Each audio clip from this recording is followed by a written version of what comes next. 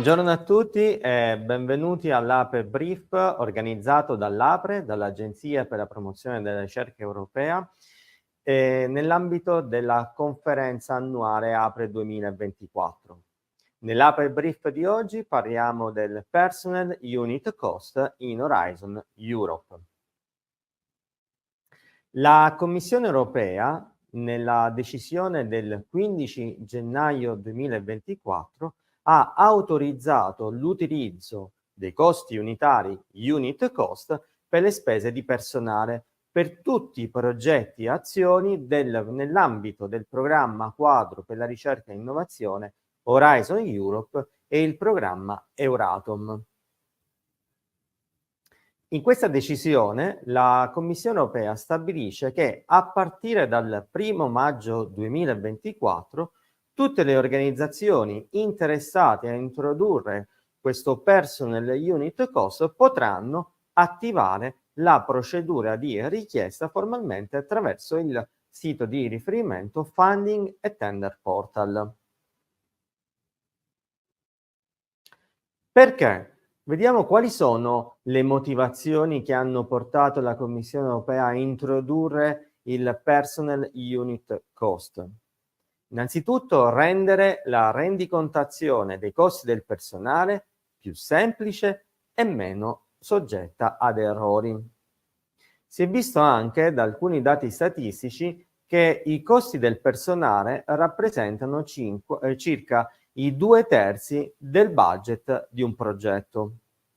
E questi costi del personale costituiscono la più grande fonte di errori finanziari nei progetti di Horizon 2020, il precedente programma quadro per la ricerca e l'innovazione. L'introduzione del Personnel Unit Cost in Horizon Europe rientra e è in linea proprio con il processo che va a semplificare ulteriormente il programma quadro per la ricerca e l'innovazione Horizon Europe.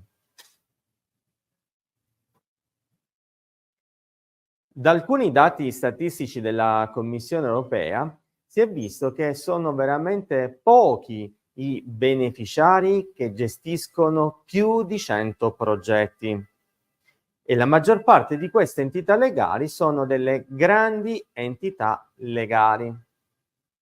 La maggior parte dei beneficiari, di contro, invece, gestiscono 1 o 2 progetti per programmi. Molti di questi sono delle piccole e medie imprese o i cosiddetti newcomer, che hanno poca o quasi nessuna esperienza precedente nella gestione e rendicontazione dei costi del personale. Quali sono i vantaggi che lo unit cost potrebbe portare a queste organizzazioni? Innanzitutto, ridurre il rischio di errori di calcolo e di interpretazione e sicuramente semplificare notevolmente le procedure amministrative, sia dal lato della parte contraente, quindi della Commissione Europea, che dalla parte invece dei beneficiari, delle diverse organizzazioni e entità legali che gestiscono progetti. Da questa immagine invece vediamo quali sono i vantaggi che la Commissione Europea espone quando parla del Personnel Unit Cost. Le motivazioni, perché? Sicuramente assenza di complessità nei calcoli, non ci sono errori nella tariffa giornaliera, i reporting sono limitati soltanto ai giorni lavorativi nei progetti, ci sarà soltanto una tariffa per tutto lo staff, quindi non ci saranno le diverse categorie di costo dei lavoratori, ma poi anche la possibilità sempre di ritornare al metodo dei costi attuali. Come si calcola questo unit cost per il personale? Si prendono in considerazione 2 elementi. Il primo elemento riguarda il costo totale del beneficiario per tutto il suo personale staff, così come inserito nell'ultimo esercizio finanziario completo. E facciamo riferimento a tutto il personale staff del beneficiario, quindi non solo il personale che lavora nei progetti di ricerca e innovazione. Il secondo elemento invece che viene preso in considerazione per il calcolo dello unit cost per il personale riguarda il numero totale di persone staff del beneficiario in unità di lavoro annuali, sempre ossia il numero di persone che ha lavorato a tempo pieno nell'ultimo esercizio finanziario completo. Come quindi viene calcolato lo unit cost giornaliero per il personale? Questa è una slide, una formula che ci racchiude proprio i due elementi precedentemente elencati, il total staff cost del beneficiario nell'ultimo esercizio finanziario completo, l'annual work units sempre nell'ultimo esercizio finanziario completo, che vengono poi divise per 215 giorni. Attenzione ad alcuni elementi. Per evitare risultati non rappresentativi, il risultato della formula della tariffa giornaliera è soggetta a un tetto massimo per paese. L'altro elemento che dobbiamo porre all'attenzione è che il numero totale dei giorni equivalenti dichiarato nei progetti europei per una persona per un anno solare resta fisso e non può superare i 215 giorni. Se siete interessati quindi ad attivare questa procedura per richiedere il personal unit cost per il personale, cosa si può fare?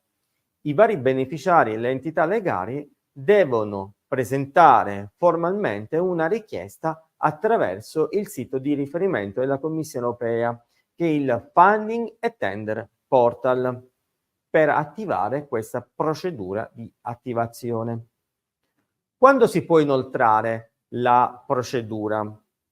La procedura può essere attivata in qualsiasi momento. E quando nel caso il beneficiario può ritirare questa procedura di attivazione? Anche qui in qualsiasi momento, fino ovviamente all'approvazione della stessa procedura di attivazione. Se andate sempre sul sito di riferimento che è il Funding e Tender Portal della Commissione Europea, attraverso la procedura guidata, wizard, inserendo alcuni dati, in pochi step il sistema vi espone il personal unit cost.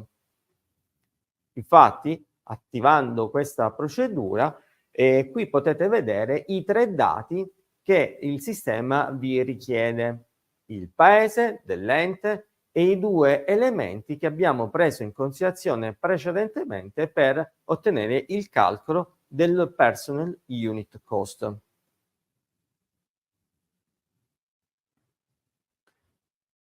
Poi abbiamo la procedura di validazione. Quando si attiva la procedura di validazione?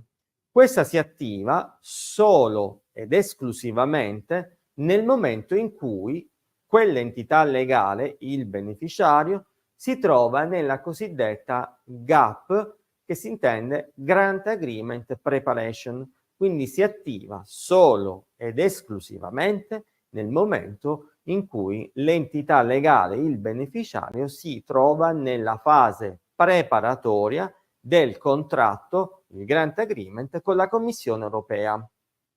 E in quel momento il servizio responsabile della Commissione Europea chiederà all'IAR, al rappresentante legale di quell'entità, un certificato di audit indipendente ad hoc che certifichi i parametri di calcolo del costo unitario e richiederà formalmente al beneficiario di inserire l'importo del costo unitario nel sistema.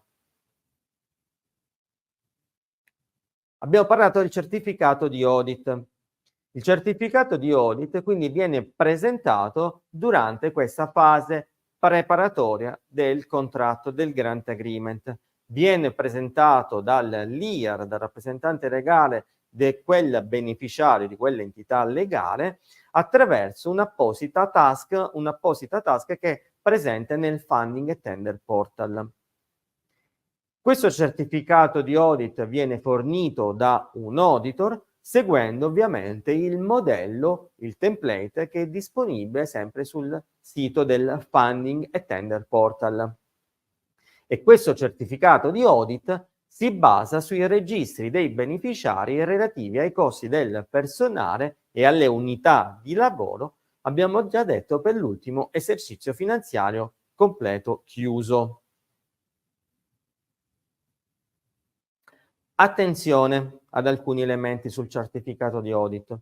Tale certificato di audit non può essere presentato prima, solo durante la fase di gap, e il costo unitario del personale sarà approvato dal servizio responsabile della Commissione Europea solo durante la fase preparatoria del contratto del grant agreement con la Commissione Europea.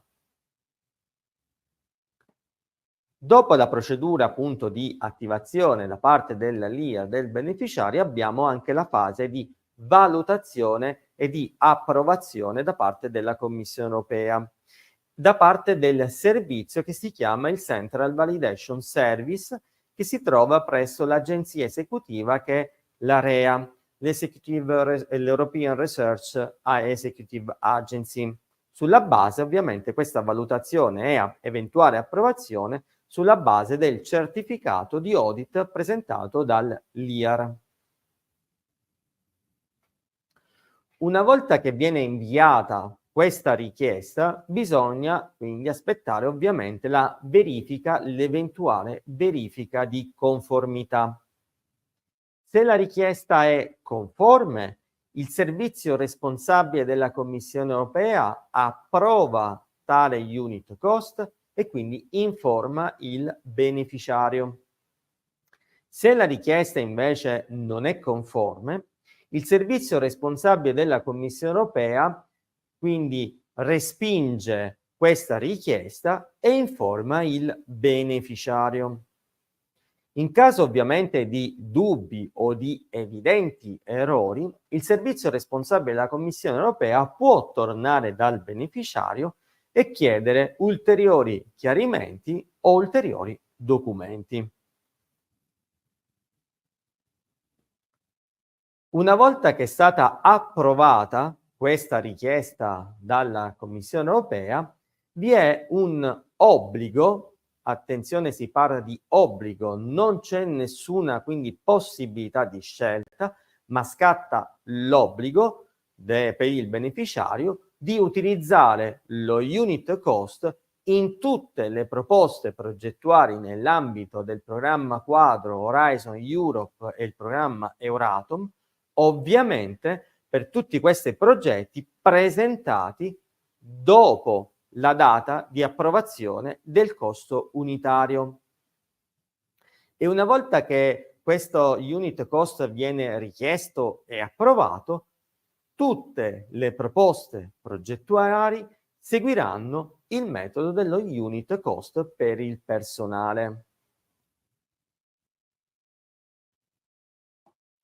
Attenzione ad alcuni elementi.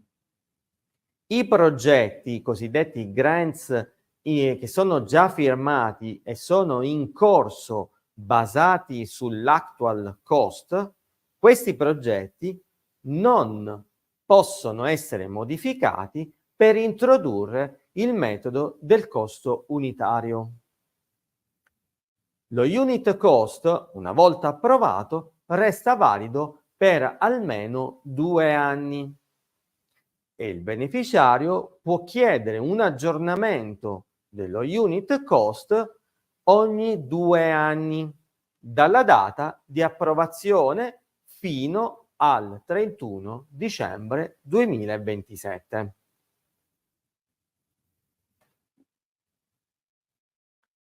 Una domanda che potreste fare è se l'entità legale, il beneficiario, può tornare nuovamente al metodo dei costi reali?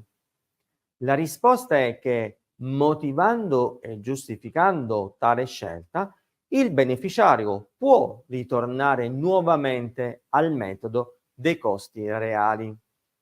Ma attenzione, questa scelta avrà efficacia esclusivamente per i futuri progetti e non per quelli in corso che continueranno a seguire lo unit cost fino alla loro chiusura. In questa immagine possiamo vedere quindi tutto il processo con due scenari. Il primo scenario in cui il leader dell'entità legale può esprimere l'interesse ad utilizzare il personal unit cost tramite il sito, il funding and tender portal. L'altro scenario è che invece il participant contact o il financial signatory durante la fase preparatoria del GAP attivi questa procedura. Quindi poi si ha la fase di GAP, Grant Agreement Preparation, e in questa fase abbiamo già detto che è il leader che presenta il certificato di audit e in questa maniera fa una richiesta formale alla Commissione Europea che poi verrà valutata ed eventualmente appunto approvata. La valutazione si basa, abbiamo detto, sul certificato di audit. In questa slide possiamo vedere alcuni link utili. Se siete interessati al personal unit cost, il sito di riferimento è sempre il Funding and Tender Portal, dove potete scaricare una serie di documenti. Avete delle linee guida, avete anche le guidance for the applicant che vi accompagna step by step su come attivare questa procedura. Avete anche il manuale su come poter attivare questa procedura, ma avete anche, molto importante sono i riferimenti i documenti di riferimento, tra i quali quello che ho citato a inizio dei APRE brief, che era la decisione della Commissione Europea del 15 gennaio 2024 che ha autorizzato il costo unitario per il personale nell'ambito del programma quadro per la ricerca e innovazione Horizon Europe e il programma Euratom. Sempre sul sito del Funding and Tender Portal avete la possibilità anche di rivedere gli eventi passati organizzati dalla Commissione Europea che spiegano il personal unit cost. Ne sono stati già organizzati 2 lo scorso aprile e giugno. Probabilmente se andate a monitorare la pagina degli eventi sulla pagina dedicata, sezione dedicata allo unit cost del Funding and Tender Portal, anche qui la Commissione poi ripubblicherà dei nuovi eventi. Nei passati eventi ovviamente avete la possibilità di rivedere l'intero video e anche di scaricare le presentazioni ufficiali della Commissione Europea. In chiusura, per qualsiasi dubbio sul personal unit cost per il personale o più anche in generale sugli aspetti legali e finanziari di Horizon Europe, potete contattare in APRE il team tematico dedicato proprio agli aspetti legali e finanziari. Potete contattarci scrivendo una mail al nostro indirizzo mail funzionale lef@apre.it per qualsiasi dubbio.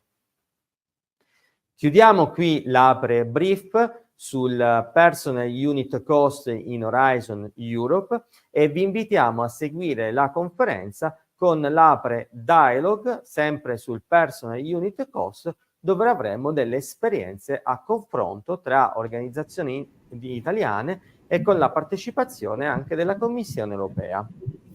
Vi saluto, arrivederci.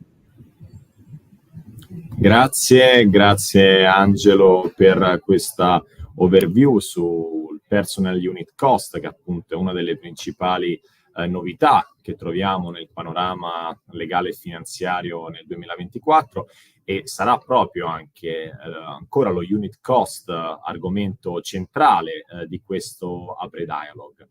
L'APRE Dialogue appunto di questa mattina ha lo scopo di stimolare una riflessione tra tutta la comunità scientifica, tra tutta la comunità della ricerca italiana, una riflessione appunto su quelli che sono i passaggi e le implicazioni, le possibili conseguenze, diciamo i vantaggi e gli svantaggi dell'adozione o meno dello unit cost, chiaramente del personal unit cost in Horizon Europe.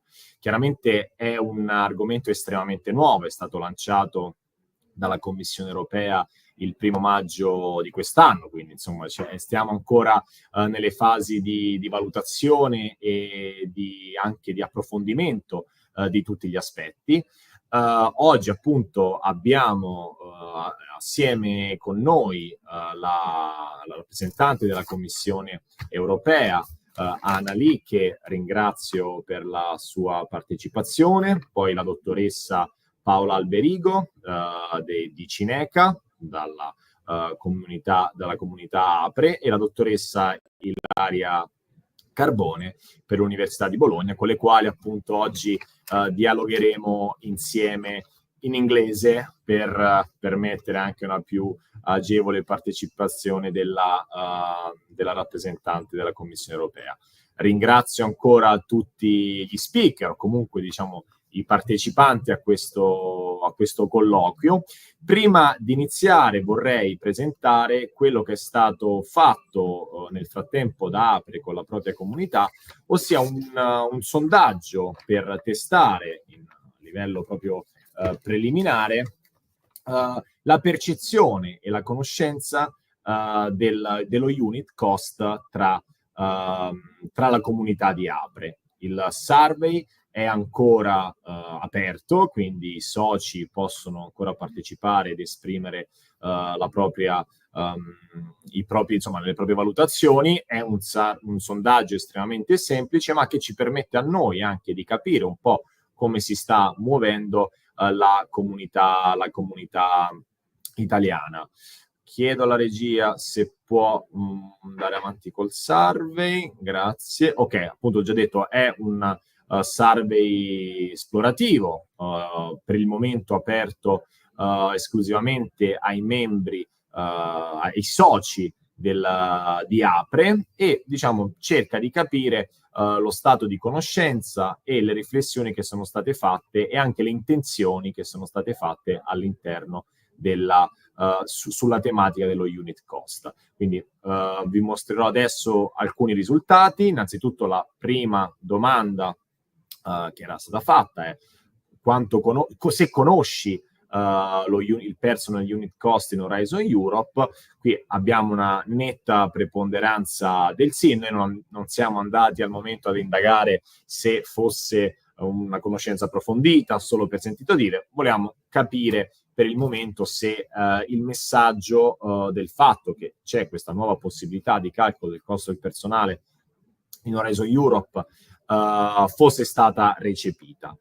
Le altre domande che vi mostro di seguito invece riguardavano il livello di discussione che è in corso all'interno dell'organizzazione, cioè se c'è stata una discussione, quali valutazioni sono state fatte in questa fase che, ripetiamo, è estremamente preliminare.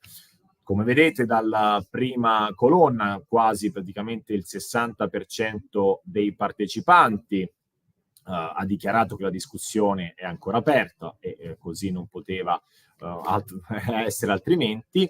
Un 12% che ha dichiarato che questa non è la priorità per la propria organizzazione, cioè l'adozione dello unit cost non è una priorità. Non sappiamo se comunque sia già stata fatta una discussione in merito. Questo è quello che è stato dichiarato. Il 10% invece ha espressamente dichiarato che non intende adottarlo, mentre circa il poco più del 14% non lo ha ancora adottato, ma intende farlo.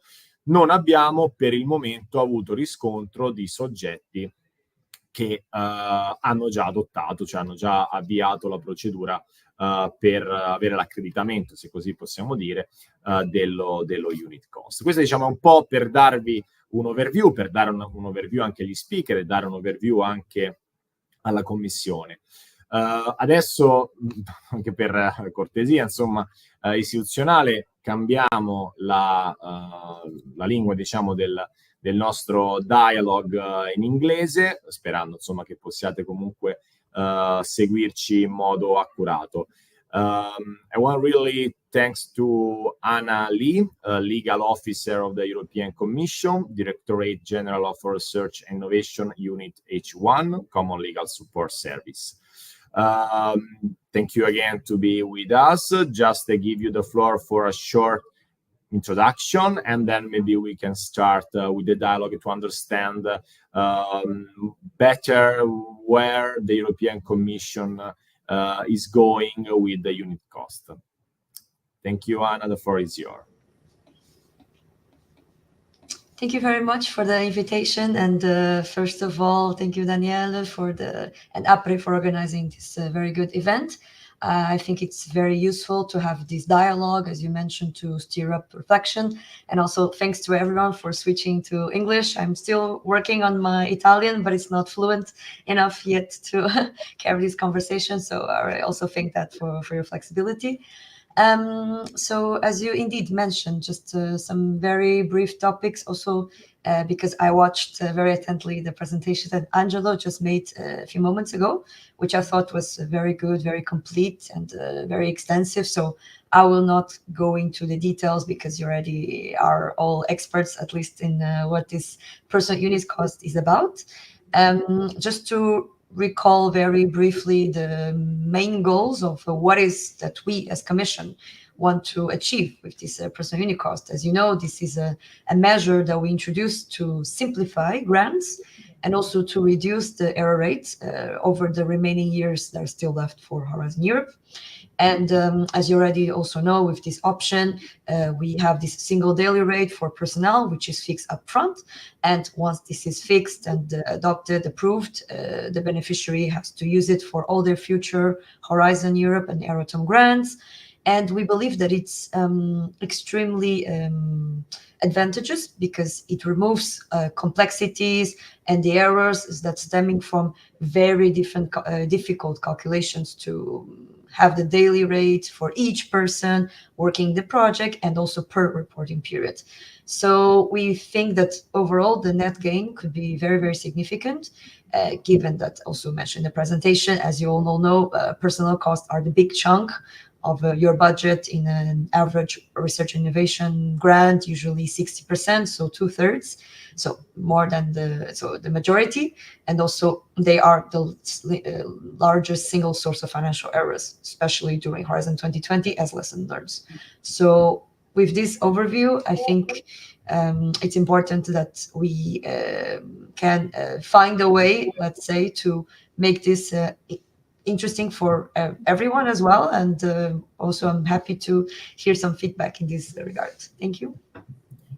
Thank you, Anna. I get your last point about how should we make this unit cost more interesting for a larger part of the community. And the European Commission has a general expectation from the unit cost. So, I mean, do you expect that will be adopted by university, larger organization, smaller organization, more experienced, less experienced organization, or just you are waiting for? Mm-hmm. Thank you for this very interesting question. Indeed, as you all know, this is still a novelty. It's been launched, available since 1st of May, 2024. So, of course, I can share already that we have received a few requests to use the personal unit cost. And, well, our expectation and also as we predict we think that this number will increase over time. And also because we are also aware that from our understanding, there was recently a new wave of gaps that just opened. So as you know, the per unit cost cannot be used for grants already awarded or signed. So also there is this part that we need to give time for beneficiaries to actually be able to request it. Therefore, we still think that these numbers will increase. This is our expectation. And also we are convinced that, well, with the advantages, the significant advantages that the per unit cost offers, that in a way we can simplify grants and also reduce the error rate. So this thing will definitely, we think, attract participants. So, and we hope then that it will be adopted by many, many, many entities. And well, you asked whether we think it will be adopted by larger, small organizations. Well, we don't, with this personal unit cost, we try to design it so not to target any specific entity. It was designed in a way that it can be easily used by all kinds of entities, regardless of their size or their structure, their nature. However, we do recognize that maybe it could be particularly beneficial for some newcomers who don't have a lot of experience and have not developed yet very sophisticated cost management internal systems. So this is how we feel, but we don't see any obstacles that it could be used by any kind of entity should they wish to use it. So this is our understanding. Thank you. And do you have in mind a cutoff point for evaluating how many organizations will adopt the unit cost next year? Will you perform a formal assessment of the nature of the entities adopted? And in case if is expected an activity like that, may this influence future guidance or policy? Thank you also for this. It's a very interesting question. And indeed, so far, what I can say is that we have noted some significant interest in using the book. We have really, I don't have the final numbers because they always change, as you know, but I can tell you it's over thousands that have been testing with the wizard. They are really looking into it. And also with the 2 webinars, we had also thousands for each one of them. So combined, it's almost maybe a dozen thousands, I guess. And in any case, so I think this is also our opinion. It's still early, as you also know. This was launched 5 months and a half ago. So I think now it's a bit early to set a cutoff date yet. We are, of course, closely monitoring the situation. We are always looking into what kind of entities and also the nature of the ones that are requesting. So in a way, we think, of course, we were always looking to this for our own assessment, but I think for now it's still a bit early to decide on a specific cutoff date to evaluate. In any case, of course, we are always open for feedback. And I just said this is always there's always room for feedback from the stakeholders, and in particular also in the APRE forum, but not only. So everyone would like to share with us what's the causes for their hesitation or not, because I looked at the survey that you presented, and indeed there's a lot of entities that are still discussing and that already are thinking it's not a priority. So for us as Commission, we're always receptive to hearing the reasons behind this. So thank you very much.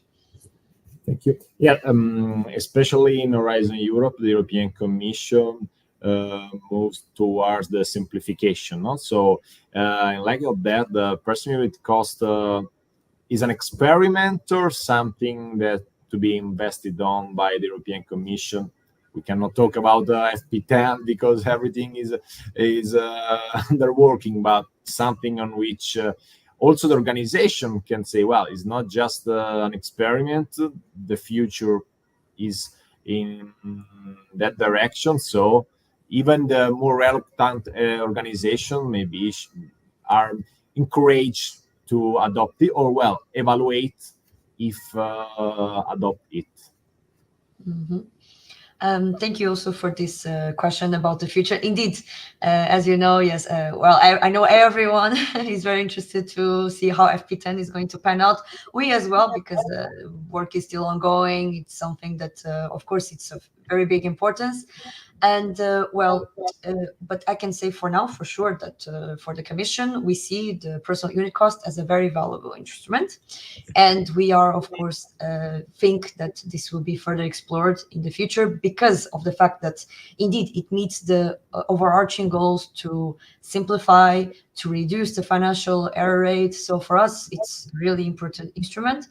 And we do think that at least it will be part of the future, at least for the foreseeable future, that I can tell you.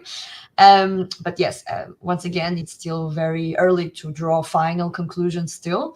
However, I think if we look into the whole political paradigm that we're having, thinking of example, if you look into the mission letter to the Commission to designate for startups, research, innovation, Commissioner designate Ekaterina Zaharieva, it is mentioned specifically there that there has to be intensive work that has to be carried out to further simplify access to funding, and especially for innovative SMEs and small mid-caps. So as you see, even in the mission letter from the president of the Commission to the Commissioner designate, this goal to simplify, it's there listed.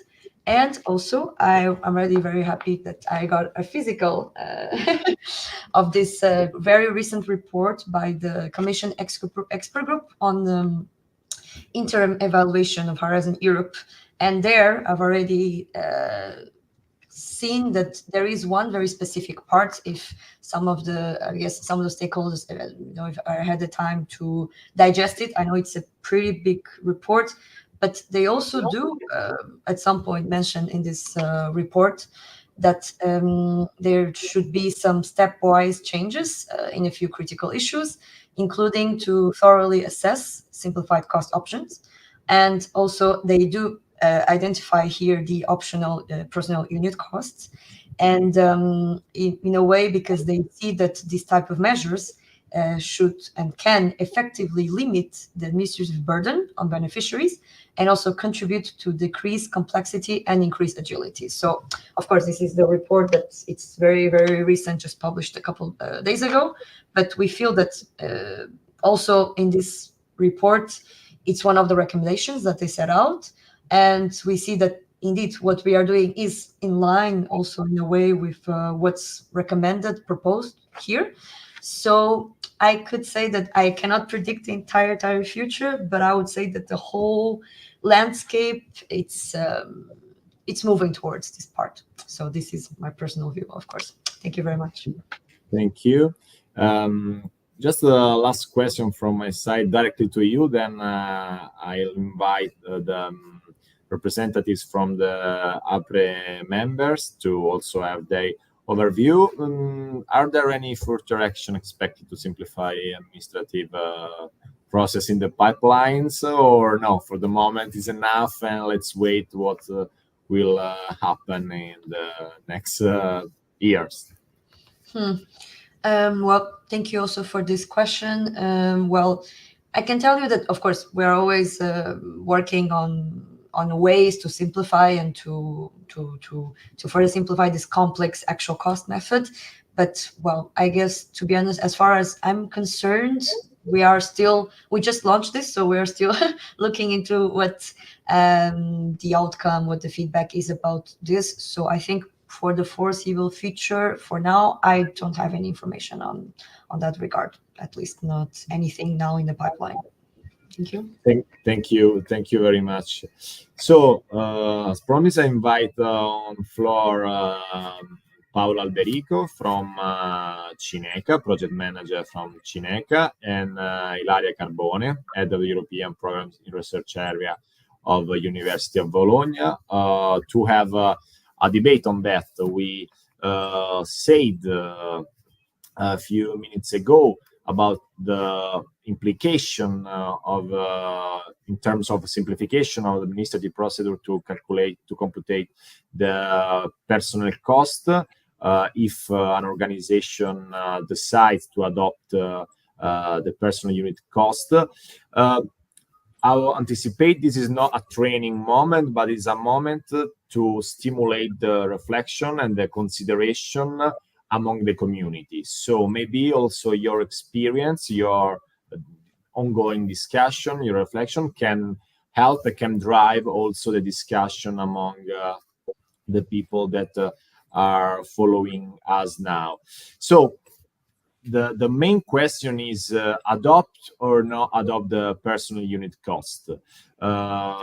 What are the considerations that each organization should evaluate before deciding, the steps, the strong point, the weak points that maybe an organization must take in consideration? This is the general question that I don't know if Paola or Ilaria who wants starts, but is on the table, and I'm happy to listen your voice and your considerations. Paola? Yes, I can start. Yes. Well, our institution, just 2 words to understand our structure. We are an infrastructure research center, and we have about 1,000 of employees, something more. Okay, this is, and we are heavily involved in European projects. So we immediately try to understand this new possibility to claim personal cost. And for us, I've identified some points which are important for us, but I think it would be important for all the people that are interested in evaluating this new method. So how many projects you are involved in? This is important anyway. I don't have this not means, okay, if I have many, it's interesting. If I have few, it's not. But it's important, the volume you have. We have about 60 projects in EU funding.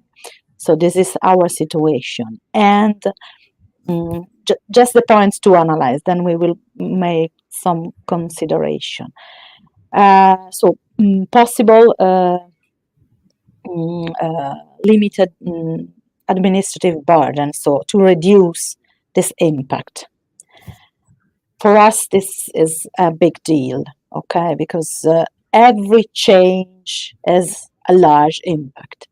And before seeing some results, some good results, we have to overcome the problems which a change will create at the beginning. Okay, so we have this problem. We have a very structured financial procedures, so we cannot change very quickly. But this is important to evaluate for everybody. And then for us, we have a particular situation, I don't know for University of Bologna, but we have a few amount of people involved in European projects, and they are all in the same unit of Cineca. So we are speaking about 10%, okay?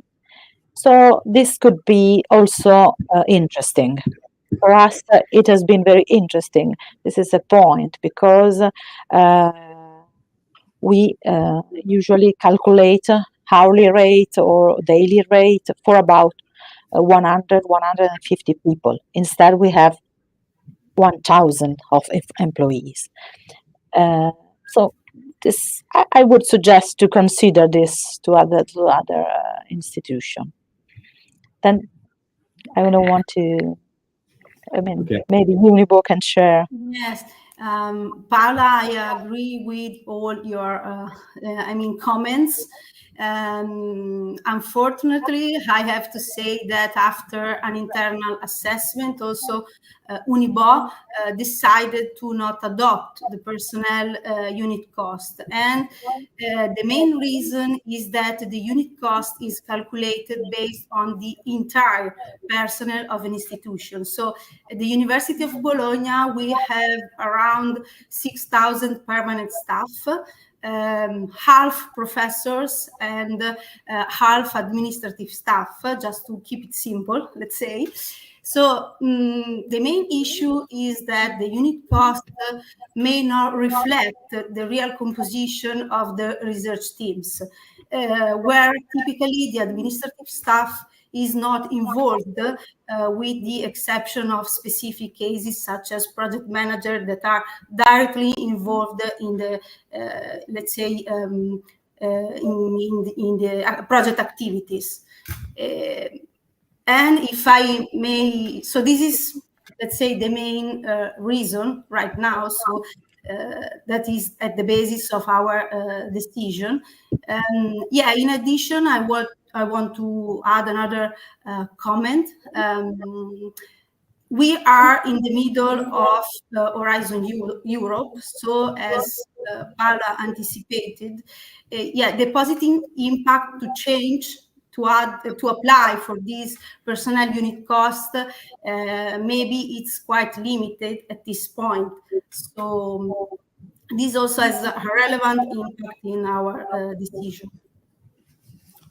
Okay, thank you for your consideration. Yes, actually, even through our daily activities as NCPs, or also during some other activities that we do with the universities, the general perception is that the university in general at the moment are not so oriented to adopt the unit cost. Well, just a consideration, for sure, this is something very new. We understand that also the changes in the administrative sector are difficult, maybe because we have to reshuffle or the procedure, etc., etc. But it's also true that maybe we should think in perspective, thinking that maybe if this is something effectively that will last in the future, as soon as we start, we can have the positive feedback of the adoption, so reduction of the administrative procedure and etc. Actually is the general. I have the same general perspective on that the universities reacted in a hard way. More or less, I instead just is also an information that we can drive to the European Commission, to Anna. We received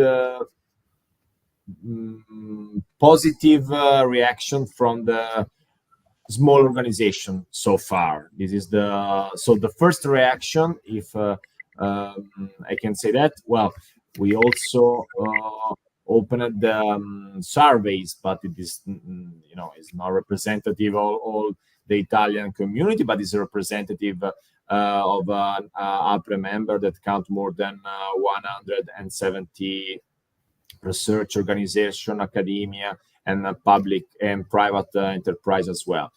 But also, through I repeat, the general daily routine, the daily work that we do, we notice an orientation, a more positive orientation toward the personal unit cost from the small organization, more than rather than the university. So maybe something is that we can explore.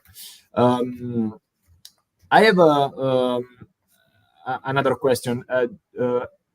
apart, have you, I'm talking to Paula and Ilaria, and then of course when Anna won't jump in the conversation, you're free to take the floor. Have you already done or expected a financial calculation, simulation of the adoption or not adoption of the personal unit cost? Apart all the, I understand the procedure burden, apart the procedure, the administrative process that must be changed, that I know that is a cost, time consuming. Have you already done or is expected in the future financial calculation of the maybe of the time saved from the administrative staff, or the positive feedback in terms of financial, not only financial errors that can occur in actual cost reporting, but also in terms of time consuming. This is I'm saying that because I know that there are some organizations that okay, well, this is a general consideration, but they are doing also probably a financial consideration in terms of computation, the money, the time, the personal months saved with the possible adoption of the personal unit cost. This is also a reflection that consideration that I invite all the audience to do as well. Well, here in Cineca, we have not done already this evaluation, also because really at the moment we have still some Horizon 2020 projects, and so new Horizon Europe. So we have already two different cost calculation. So if we go into this new method, we will have three. So having three, it's quite complexity is growing. Okay, so we haven't done this, but it's a good point.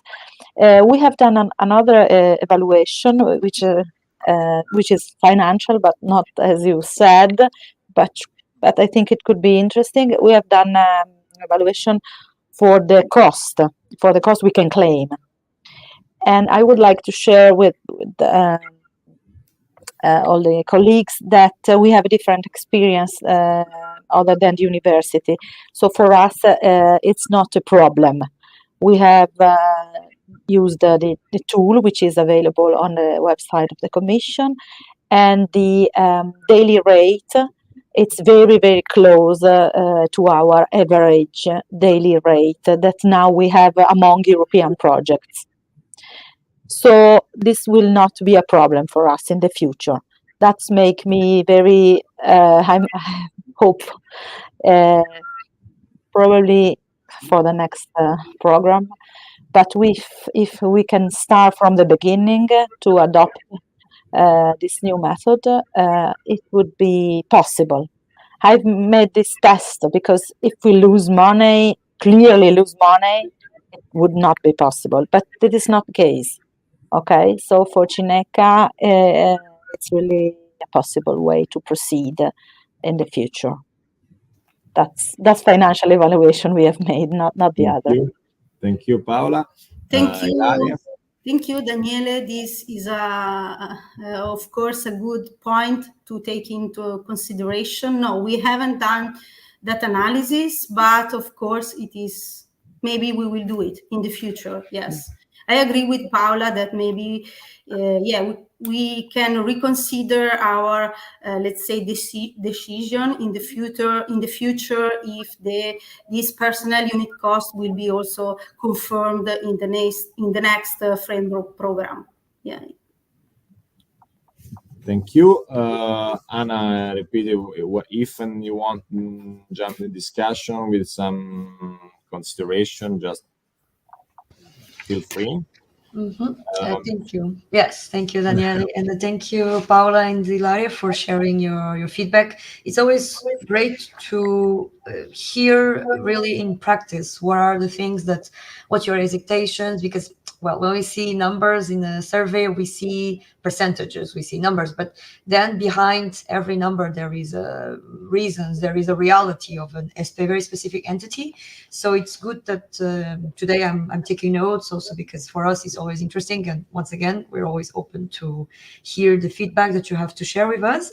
And indeed, I completely understand, especially this point raised by Ilaria about the fact that indeed we also are aware that, especially for the case of very big institutions, that indeed your reality is very complex. You have a lot of stuff, not only the researchers themselves, but also, of course, the administrative staff and the people who typically are not involved in the projects per se, in the research part. And that indeed, okay, when you do, that's also the thing about averages, let's put it that way. When you put everything in the same, then you have maybe some researchers who are in the top level, and then the niche staff who are more towards the end of the, like say, like the spectrums. And of course, and then in the middle, maybe you think that the value is not entirely reflective of your reality of your researchers, which it's a point that we take and we understand. But indeed, it's part of the simplification efforts, and of course we understand that indeed in practice for you it means that it's not or at least not extremely reflective of your reality per se. But this was something that we also consider when we're designing this the personal unit cost, whether we should do it by categories of staff. We thought about this option, but then we realized that then it would introduce another layer of complexity, because we have to establish rules, or where you put, who you put in the category A, B, or C. And in the end, it would be kind of what we have in the current rules, where you have all the categories of staff or personnel. So it would indeed, since the reality is so complex, if we wanted to make these distinctions, categorizing, then we have to set rules. And this is something that we understood that in the end would not be simple anymore. But of course, point taken, and of course we fully understand. It's something that we hear it not only from you, so we fully take note. And your point that indeed now we are at the middle of Horizon Europe, well, true, but also, since also mentioned by Paula, they also still have some projects of Horizon 2020 ongoing. We are still working on quite a lot of ongoing projects for Horizon 2020, although Horizon Europe is still already in the middle. So I fully understand, but I also feel that indeed there are still a lot of calls are going to open for Horizon Europe, a lot of potential gaps, a lot of potential new projects. So I feel that the fact that we're in the middle of Horizon Europe, I of course understand, but I still feel that it's not too late to give it a try if you really think it could be interesting.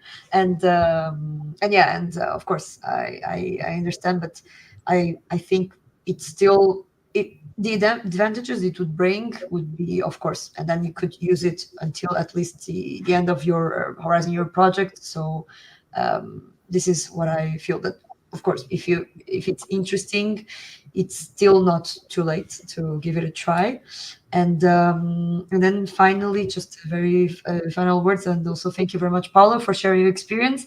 I'm also very happy to hear that when you checked out the wizard, that you have very similar results with the POOC and what you would get under actual cost. This is reassuring, because when we designed this, our purpose was that it should be reflective as much as possible of the beneficiary historical data.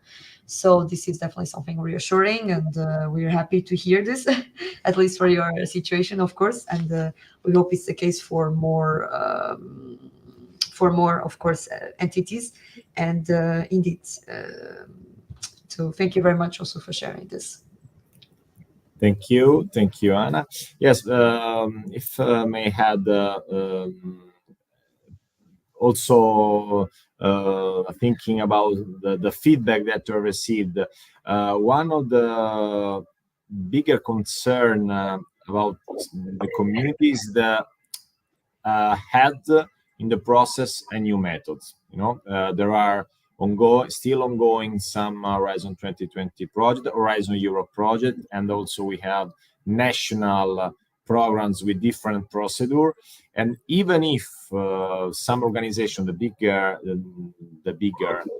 one, so the organization that have several projects financed in the framework of Horizon Europe and also at national level, had a new method that should be the third one, because another huge point we discussed also during some working group APRE space in the physical meeting on Wednesday in Rome. One of the biggest challenges is to align the national program procedure with the European Commission. Well, this is something out of the power of the European Commission, is a national problem, but had another readapt some procedure to the new one could be a challenge. From our side as NCP, we always try to encourage and to stimulate debate on that, because maybe I can understand that in the light of all the consideration that we have done so far, seems that the unit cost is something that, is an opportunity, but it's too hard to achieve. I understand the conservative approach. I can understand, because it's a new change, but I also invite the consideration that maybe this could be the future. Maybe when also the future will be more clear to everybody, and we'll understand well the personal unit cost method is a milestone, is something that will stay longer and longer, and in the perspective of the ongoing projects will close. Maybe could be a good I invite to do a further reflection on that. I understand the conservative approach for all the things that we say. Maybe there are something else that we didn't analyze. For sure, when you adopt the personal unit cost method, you have a daily average cost without any difference among categories. Introducing the categories would be something too hard, it must be checked, etc. I fully understand that. So you have an average, and could be an advantage for some organization, or instead, how Paola said, something that for them is not an advantage. No way it is an advantage, sorry, but for something else that may be only a small group of researchers work in the Horizon Europe project, and only small groups of researchers are reported as a cost in the Horizon Europe. Maybe the groups that have a higher wage, I don't know. Maybe, of course, the average will reduce the daily cost. This is a fact. This is our evaluation, financial evaluation. But I invite also to explore the financial advantage, of course, in terms of simplification, in terms of mistakes, errors, but also the reduction of the workload on the administrative parts. At the beginning, for sure, this positive impact is reduced, because it's not so high, because you still have both actual cost. In some cases, you have also lump sum. Then you have the national project. And then we are adding the personal unit cost. But once that you adopt the personal unit cost for those projects that follow this method, basically the administration must do nothing. of course, in terms of calculation of personnel costs. So considering also that for sure at the beginning could be something hard, something not easy to introduce, but maybe in 2 or 3 years you have basically a method that avoid mistake in the calculation of the daily rate, that avoid any other workload on the administrative staff, and can be something that can help the organization to be more concentrated on the research results and not on the administrative part. That is, we know, one of the biggest challenge in the implementation of Horizon Europe project. Okay, well, we have a few minutes again. I don't know if we want to have a final short roundtable intervention, just to final consideration, and then I think we can going towards the closure. I take again the opportunity to really thanks Paola, Ilaria, and Anna to be with us, because it wasn't easy find someone that was exposed in a so new issues, because it's something that it was introduced on the 1st of May. So of course the European Commission organizes several webinars, but it is something really new. So it wasn't easy find someone so very brave also to be with us, but I think that you gave to the audience a very I won't say interesting, a very inside hints and point of reflections. So just a final round table, and Paola, Ilaria, and then maybe Anna. So I think we miss to say that hopefully a good point for this method is the lighter audit procedures. So when we have this second level audits, which are really tough for us, I think that it will be really more simple, since, as you said, 2/3, 70% of our costs are related to personnel. So this will encourage us. This is my really good point for this. I want to share with you, because it's far away, because then you have to adopt, then you have to claim that they will come to check, but it will happen sooner or later. And I think this will give you more stable data. They are not supposed to check your cost, your daily cost. So yes, it will be really a very good point. In addition to this, I want to thanks Annalie, because I really want to say that Horizon Europe, Horizon 2020 are really the best program to cost claim. Okay, so you are doing a very good job now, are doing better, even better, but also, as you are now, we are dealing with many different funding programs, national, also European, in different areas, okay, because we are a research infrastructure, so we are very different funding programs, but thanks. So you must know, because it's true. In other situations, we really have difficult and unclear situation, especially unclear rules changing, which is really hard. So thanks. That's very important for me, and I think that's all.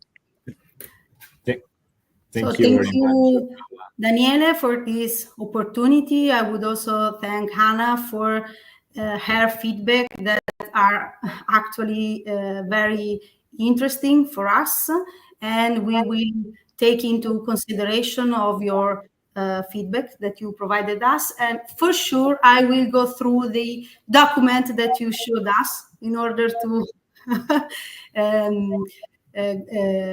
to have new comments and new possibility to think at a future approach to this personal unit cost. Thank you, Ilaria.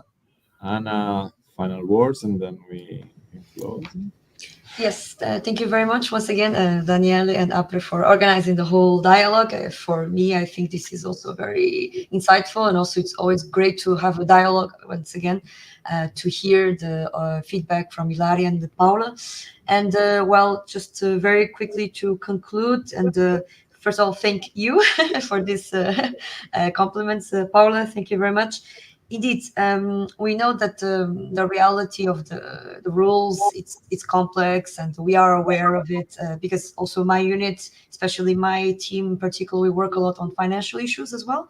So financial issues and model grant agreements. So we are aware of a lot of questions coming about financial audits, about error rate, and we work really close to these kind of cases. So we are aware of how complex with the questions, with the reality of each entity, that sometimes it's not entirely straightforward. What's supposed to happen? What is the rule? So I thank you very much for that, and also I feel, at least for Horizon Europe, Horizon 2020, we also make available, for example, the research inquiry service, which is a service that if participants have questions, they can directly contact us to express their questions. And indeed, since I think also one of the great advantages of this personal unit cost is that it turns very complex rules into something much simpler, and that saves time. Also, as mentioned by Daniele, indeed, we also looked into the fact that not only in terms of administrative burden, but also time saving. This is valuable time. Well, as you know, time is money. So you save time, you save resources when it comes to calculate the daily rates and to do financial reporting. But indeed, and at the same time, it is the really good point that mentioned by Paula. Indeed, then the financial audits will focus mostly on the day equivalents that were worked and not so much on the daily rates, because this will be in principle already prefixed. It's very, very unlikely there will be errors in this regard. So it's reassuring for everyone, and it's more legally certain as well for the entities, for us, for everyone involved. So that is really, really good. And thank you very much, Ilaria, as well, for your comments, and also saying that indeed your further reflections, and it's already good that there's openness to consider further, to discuss, to think about it. And this is something that we also want to stir up. It's optional, and we want, of course, to foster at least this kind of openness, and then we'll see. Thank you very much to everyone. Thank you. Thank you again all for your participation. I think that we gave to the audience a very good overview of the personal unit cost. So thank you again. Now I swap again to the Italian, perché appunto questo dialogue volge al termine. Ricordiamo il dialogue all'interno della conferenza annuale di APRE, iniziata il 15 di ottobre, appunto, che sta terminando oggi. Le prime 2 giornate, il 15 e il 16 ottobre, si sono svolte interamente in presenza a Roma, la giornata di ieri e la giornata di oggi invece in modalità virtuale. Essendo questo appunto l'ultimo appuntamento della conferenza, prima di chiudere passo la parola al direttore di APRE, Marco Falsetti, appunto per i saluti finali. A lei, direttore. Grazie Daniele, e grazie agli ospiti che ci hanno appena permesso di svolgere l'ultimo dialogo di questa lunga settimana, lunga perché comunque per noi 4 giorni di conferenza sono un impegno non indifferente. E io in realtà questa chiusura è una mezza chiusura, nel senso non ne farò altre assolutamente, però volevo ricordare che noi abbiamo in questa conferenza, nell'edizione 2024, anche un paio di side event che per tutta una serie di motivi non potevano essere portati temporalmente all'interno di questa settimana, quindi abbiamo 2 side event la settimana prossima, il 23 e il 24, uno legato ad un ragionamento, alla presentazione, un ragionamento di quello che è stato un nuovo documento che è uscito dai lavori del gruppo di esperti che era coordinato dal professor Manuel, quindi su quello che è l'analisi dell'attuale Horizon Europe, ma in realtà in una prospettiva di ciò che quel gruppo ha indicato alla futura Commissione come elementi sui quali pensare a costruire il nuovo programma, comunque si chiami. Il giorno dopo, il 24, poi avremo un altro incontro che è dedicato alla presentazione di questa volta del rapporto elaborato, uno dei tanti, insomma in questo momento il rapporto elaborato da APRE sui dati di partecipazione delle piccole e medie imprese, e lo discuteremo anche con una serie di amici evidentemente rappresentativi della problematica, per affrontare un pochino e fare un po' un punto della situazione su cosa significa oggi la partecipazione dei PMI nell'ambito di Horizon Europe. Ma torniamo alla conferenza. Oggi di fatto, come diceva Daniele, si conclude comunque la settimana centrale, quindi le conclusioni le tiriamo oggi. Allora, è stata una conferenza che a noi è piaciuta, da quello che abbiamo potuto ascoltare, sembra che sia piaciuta anche a chi ci ha accompagnato in questi giorni. Come diceva Daniele, i primi 2 giorni sono stati in presenza, quindi abbiamo avuto anche la possibilità di così misurare direttamente sul campo il gradimento di quello che avevamo messo in essere. E diciamo che per noi è un buon risultato, è un risultato importante, perché ci permette di dire che siamo anche quest'anno intervenuti su tutta una serie di momenti importanti di discussione con il giusto tempismo. L'organizzazione è stata buona, ma questo è un fatto puramente nostro interno. Questa è comunque una conferenza che per noi segna tutta una serie di record nei volumi, nella partecipazione, per cui questo ci fa piacere. Quindi è stata una grande conferenza. Tra parentesi, vedo che è già partito uno slideshow che ci accompagna, è solo per condividere con voi alcune delle immagini che sono immagini nostre, cioè del nostro sistema APRE, ma soprattutto di quello che è la grande famiglia allargata di APRE, con tutti i soci e con tutte le nostre constituency dirette e indirette. Quindi una buona conferenza 2024. La conferenza, come sempre, si colloca in un momento temporale dell'anno che è un modo per un trampolino che ci proietta verso l'anno successivo, e quindi, e questo è stato tra parentesi anche oggetto di tanti discorsi in conferenza, che cosa è emerso, o meglio, che cos'è che è emerso, ma soprattutto cos'è che abbiamo voluto condividere in tutta una serie di momenti e discussioni. Abbiamo voluto condividere qualcosa che sappiamo che il 2025 sarà oggetto sicuramente di interesse della comunità di ricerca e innovazione italiana, che è coinvolta e o interessata, perché chiaramente noi ci rivolgiamo anche a chi ancora non è un attore di Horizon Europe, ma potrebbe diventarlo, e questo chiaramente ci proietta nel prossimo anno. Un prossimo anno che è fatto di diverse dimensioni. Una è sicuramente quella che si comincia la seconda e ultima parte di Horizon Europe, con gli ultimi 3 anni di programma, una nuova programmazione strategica che ci accompagnerà fino al 27, e quindi ci ricorda che il programma non è finito, Horizon Europe è lì, bisogna imboccarsi le maniche per andare a prendere non solo i fondi, ma a prendere un posizionamento nostro all'interno di quelle che sono le dinamiche europee di ricerca e innovazione, che, come dire, dovrebbe essere almeno in linea con quella che è la rappresentatività del nostro sistema paese in questo discorso.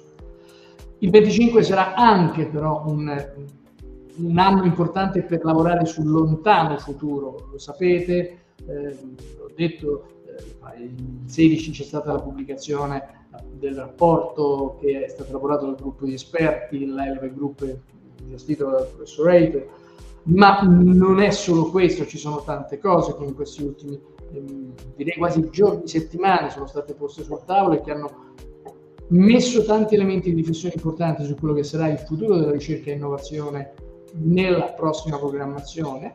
Quindi sarà importante cominciare a questo punto non solo a capire come si strutturerà la prima proposta della Commissione, che presumibilmente nella seconda metà del prossimo anno dovrebbe esserci. Noi fino a un mese fa saremmo stati abituati a dire ok, ci aspettiamo a giugno, a luglio, più tardi a settembre la prima proposta della Commissione sul prossimo FP10. Oggi sappiamo che lo scenario è già cambiato, perché non sappiamo esattamente dire quale sarà la forma con la quale la ricerca e innovazione sarà affrontata. Sappiamo una cosa molto importante che è stata sottolineata da tantissimi nostri ospiti durante la conferenza, che certamente in questo momento la ricerca e innovazione sono degli elementi che sono al centro della strategia europea, della prossima Commissione, che impatterà evidentemente anche la prossima programmazione strategica, quindi dal 28 in poi. Detto questo, quindi il problema non è tanto capire se ci sarà o non ci sarà un'attenzione politica sulla ricerca e innovazione, questo lo possiamo dare per scontato, ma sicuramente non abbiamo ancora completa chiarezza delle forme nelle quali questo avverrà. Sapete che la parola competitività è stata posta al centro non solo da Draghi, ma anche da quella che è stata la posizione della von der Leyen nella preparazione della sua nuova commissione, e quindi ci dobbiamo, come dire, preparare a immaginare che potrebbero esserci anche dei meccanismi, delle governance diverse del supporto alla ricerca e innovazione nel prossimo futuro. Ma questo è solo per dire che il 25 sarà molto importante, non solo per quello che accadrà nel 25, ma per quello che nel 25 accadrà come costruzione di un futuro che dal 2028 in poi ci accompagnerà nella nuova programmazione. A metà di queste due cose c'è un fatto, c'è un programma che si è evoluto dai primi anni di Horizon alla seconda e ultima parte di Horizon. C'è 3 anni che, come ho detto prima, dobbiamo andare a riempire, perché dobbiamo evidentemente fare in modo che il sistema nazionale partecipi in maniera efficace ai prossimi 3 anni di programma, e su questo è stato anche oggetto all'interno della conferenza, come dire, la volontà di fare una sorta di chiamata alle armi, di cui evidentemente APRE è solo un pezzo di questa possibile, come dire, crociata verso un posizionamento migliore nel nostro ritorno nella partecipazione a Horizon. Quindi, come dire, ci abbiamo 3 anni davanti che secondo me dovremmo sfruttare al meglio per cercare di affilare un attimo le armi per poter andare a incrementare la posizione che nel ranking generale oggi ci vede più o meno intorno al quinto posto. Invece probabilmente l'ambizione potrebbe essere quella di portare indietro un mezzo punto o un punto in più percentuale di ritorno complessivo e magari avanzare di 1 o 2 posti. Questa è una sfida che noi ci siamo dati, ma che abbiamo condiviso abbiamo buttato sul tavolo, nel senso che evidentemente questa non è una sfida che vincerà, è una sfida che vinceremo solamente tutti insieme, a cominciare ovviamente dall'istituzione che deve essere, come dire, al vertice di questa sfida. Io mi fermo qui adesso sulle considerazioni, perché non ho tempo chiaramente di sintetizzare e riassumere tutto quello che è venuto fuori in conferenza. Vi ricordo che comunque tutti i lavori di conferenza saranno resi disponibili, tutti quelli che evidentemente sono pubblici, quindi a meno della giornata del 16 che riguardava solamente i soci, saranno resi pubblici comunque sul sito. I ringraziamenti evidentemente vanno a chi in questo momento ci sta ancora ascoltando, che ci ha seguito magari in questi giorni in varie configurazioni, in presenza o solamente in distanza, mi riferisco al grande pubblico. I ringraziamenti vanno a tutti gli speaker, chiamiamoli così, che hanno contribuito a arricchire di valori questa settimana di eventi, e quelli che ci aiuteranno ancora nei 2 side events della prossima settimana. I ringraziamenti finali, come al solito, non possono non andare a tutto lo staff di APRE. Nelle immagini che avete visto mentre parlavo ci sono state immagini di conferenza, ma ci sono state immagini anche di backstage, cioè quelle che sono le nostre immagini che ci riportiamo a casa e che sono state parte dello sforzo che APRE ha fatto in questi giorni. E chiaramente il ringraziamento va quindi non solo allo staff che ha lavorato direttamente all'organizzazione, allo staff APRE che ha lavorato direttamente all'organizzazione di questa conferenza, ma chiaramente a tutto lo staff APRE, perché lo staff APRE nella sua interezza permette in un modo o nell'altro, direttamente o indirettamente, di fare in modo che la conferenza possa essere un buon prodotto. Io mi fermo qui e a questo punto chiaramente, come al solito, non c'è un saluto, c'è un arrivederci, e l'arrivederci è alla Conferenza APRE 2025 che, posso già anticiparvi, si collocherà più o meno ancora una volta all'interno di questo periodo dell'anno. Grazie e arrivederci al 2025.